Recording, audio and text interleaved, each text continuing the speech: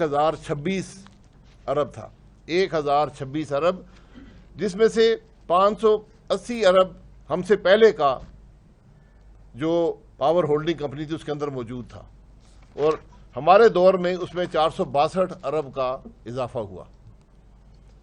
آج ملک کا circular debt 2200 ارب ہے، 2200 ارب روپیہ، یعنی تقریباً اس میں 1200 ارب روپے کا اضافہ ہوا، اور یہ 2 سالوں میں، صرف 2 سالوں میں، ہمارے 5 سالوں میں 462 کا اضافہ ہوا، اس حکومت کے 2 سالوں میں 1200 ارب روپے کا اضافہ سرکولر ڈیٹ میں ہو چکا ہے، جو کہ یومیہ جو اس حکومت کا عرصہ رہا ہے 2 سال کا 1.2 ارب، یعنی 120 کروڑ روپے یومیہ آج پاکستان میں سرکولر ڈیٹ کا اضافہ ہو رہا ہے۔ یعنی پاکستان کی جو لائبلٹیز ہیں 120 کروڑ روپیہ یومیہ اضافہ ہو رہا ہے۔ اس سے بڑی تشویشناک بات پاکستان کی تاریخ میں نے نہیں دیکھی کم از کم، لیکن حکومت بے خبر ہے اور صرف جھوٹ بولنے پر مجبور ہے۔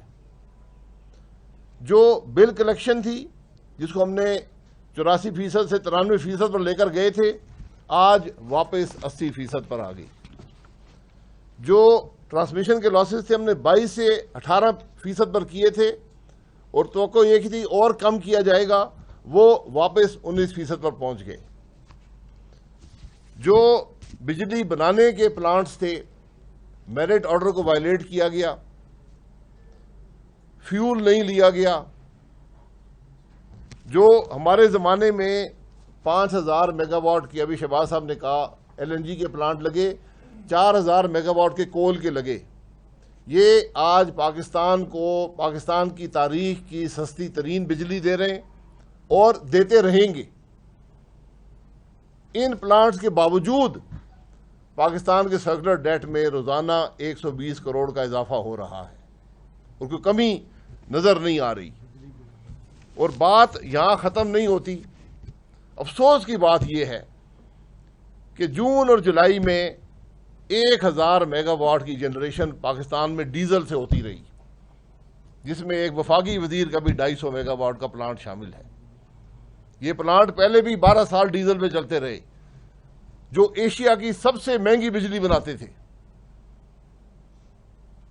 آج وہ پلانٹ بند ہوئے، ایل این جی دی گئی، آج جان بوجھ کر ایل این جی بند کی گئی اور یہ پلانٹ ڈیزل پر چلائے گئے۔ اس کا کوئی جواب دینے والا ہے؟ اب اس کا اثر عوام پر کیا پڑتا ہے؟ اثر گھروں کی بجلی کا ریٹ 30% اضافہ، آپ سب حضرات بجلی کا بل دیتے ہیں، 30% اضافہ ہو چکا ہے۔ کمرشل میں 57% تک اضافہ ہو چکا ہے، انڈسٹری میں 40% تک اضافہ ہو چکا ہے، جو بلک کنزیومر تھے وہ 55% تک اضافہ ہو چکا ہے۔ یہ اضافے اس لیے کیے گئے، وزراء نے بتایا کہ ہم سرکولر ڈیٹ کو کنٹرول کر رہے ہیں۔ یہ جو سرکولر ڈیٹ کا مسئلہ ہے، ہم اس کو بجلی کی قیمت بڑھا کر اس کو ختم کرنا چاہتے ہیں۔ عوام کی جیب سے بھی پیسہ گیا، اور آج ملک بھی 120 کروڑ روپے کا یومیہ مقروض ہو رہا ہے۔ یہ آج حقیقت ہے بجلی کے شعبے بھی، لمبی کہانی ہے، یہاں بیان کرنا اتنا ٹائم نہیں ہے۔ اسی طرح گیس کا معاملہ ہے، 141% اضافہ گیس کے اندر ہے۔ جو انڈسٹری جس کو بیک بون کہتے ہیں، جی ایکسپورٹس نہیں بڑھتی، ایکسپورٹس کیسے بڑھیں گی؟ 600 روپے کی گیس جو ہماری اپنی ملک کی اپنی گیس ہے، 600 روپے کی گیس آج 1200 روپے پہ پہنچ گئی ہے۔ اس کی وجہ ہے، یہاں وزیروں نے کہا جی کہ وہ کمپنیاں، وہاں بڑا نقصان تھا وہ سرکولر ڈیٹ کا۔ میں نے ایک سوال پوچھا، میں نے کہا کوئی سبسڈی دی گئی؟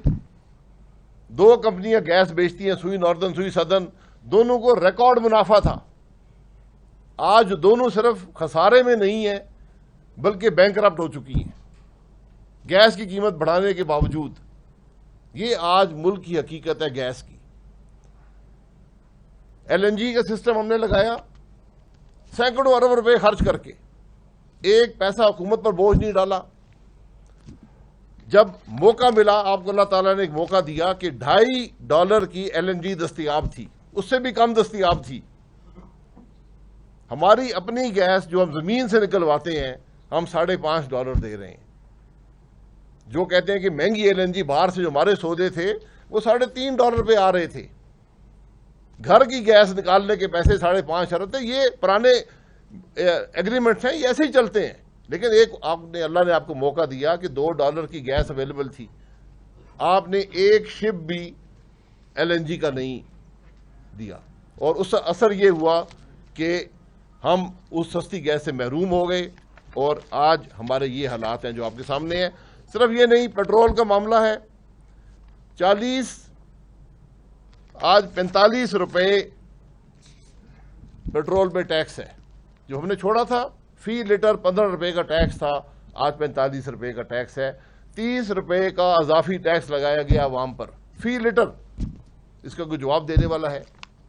ایک لمبی فہرست ہے ان معاملات کی. میں ٹائم بڑا کم ہے, میں بیان کرنا چاہتا ہوں, لیکن حقیقت یہ ہے کہ انرجی کے شعبے میں اس حکومت کی نااہلی, ان کی انکمپٹنس نے پاکستان کو ہزاروں ارب روپے کا نقصان پہنچا دیا ہے, اور مزید نقصان پہنچتا جائے گا.